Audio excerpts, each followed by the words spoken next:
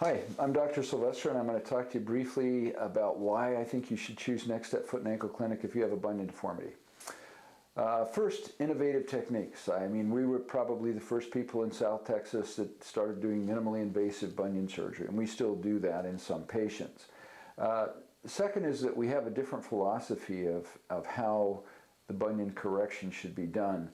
For example, when I was in school, they taught us there are certain angles that you consider when you're looking at a bunion deformity, and they taught us if you get these angles down to a certain level, let's say 5 degrees, doesn't matter what the angle is, then that's acceptable. We've kind of gotten away from that. As we've lived and worked, we've discovered that there's a pretty high recurrence rate unless you get those angles down to zero. So my goal after bunion surgery is to have the foot look absolutely straight, that the big toe is exactly straight with the foot, and there's no deviation. If you can do that, then there's no recurrence rate. The patient's usually very satisfied with the results. The clinical alignment is excellent, and the patient has a lot less pain, and more importantly, a few months later, they have a beautiful foot when they're done.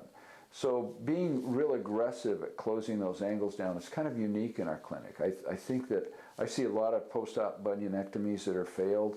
People have done them kind of halfway, and then the bunion starts coming back, and you don't need that. You want to have this, when you have a deformity like that, you've got to get it down to perfectly straight, and if you do that, then they don't come back, and the patient's happy, and the doctor sleeps well at night. So the other reason is we have some techniques for bunion surgery that almost make it painless. I mean, they're very, very commonly patients will take only 1 or 2 pain pills, and really they say, well, I probably didn't need them, but it's not uncommon after a bunion surgery. If the patient will do what we tell them, that they can go through that whole procedure and have very minimal pain.